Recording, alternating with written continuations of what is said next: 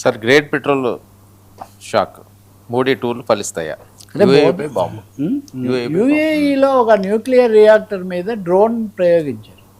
Nuclear reactor మీద పేలుడు అంటే చాలా భయంకరమైన పరిణామాలు ఉంటాయి కదా. అందులో యుఏఈ అన్నది ఈ గల్ఫ్ దేశాల్లో ఆ సామర్థ్యం కలిగిన ఒకే ఒక దేశం యుఏఈ, మిగిలిన వాళ్ళు ఎవరికి లేదు. కానీ యుఏఈకి ఇంకో లక్షణం ఏమంటే ఇజ్రాయిల్ సైనిక స్థావరాలకు ఇజ్రాయిల్కి అది హోస్ట్గా ఉంది.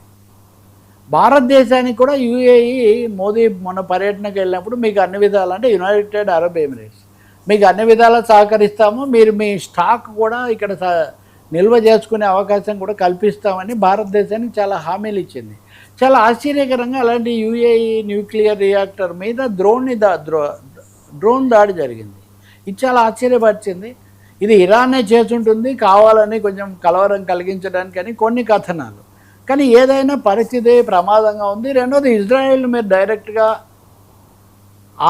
వాళ్ళను మీరు ఆశ్రయం కల్పిస్తే మేము ఊరుకోము అనే మెసేజ్ ఇవ్వడానికి కూడా పంపించింది అని. కానీ ఏమైనా సరే గ్రేట్ పెట్రోల్ క్రైసిస్ అన్నది మటుకు ఇండియాను చాలా భారీగానే దెబ్బతీయబోతుంది. అసలు పెట్రోల్ బంకులు ఎంతసేపు తీసి ఉంచాలి, ఆఫీసులో పని వేళలు ఎలా మార్చాలి, ఇలాంటి చాలా చర్చలు జరిగాయని. రోజుకు 1200 కోట్లు కంపెనీలకు నష్టం వస్తుంది.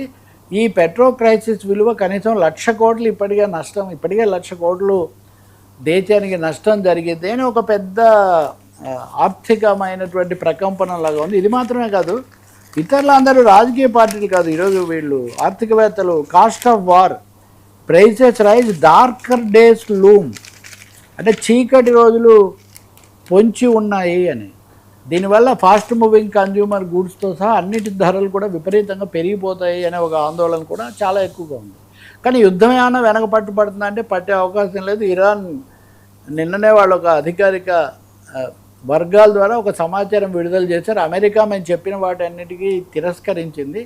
కనీసం 25% అయినా సరే మా ఆస్తులు విడుదల చేయండి అంటే దానికి కూడా ఒప్పుకోలేదు. కాబట్టి అమెరికా ఒప్పుకున్నప్పుడు ఇది ఇంకా కొనసాగుతుందేమో అని ఇరాన్ సంకేతంగా చెప్పింది. దాన్ని మించి మన డొనాల్డ్ ట్రంప్ ఒక ప్రకటన చేశాడు.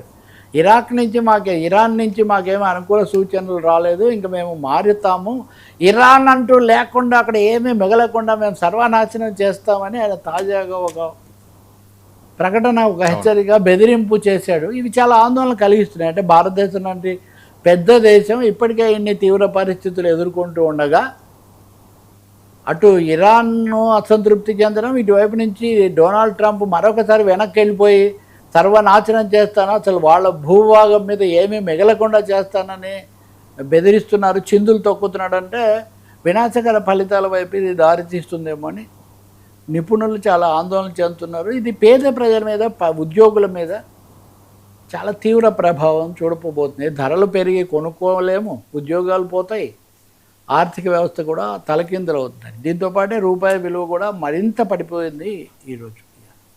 Thank you so much Ravi గారు. ఇది ఈనాటి ఫ్రాంక్లీ తరగతి స్టేషన్ టు 9 న్యూస్.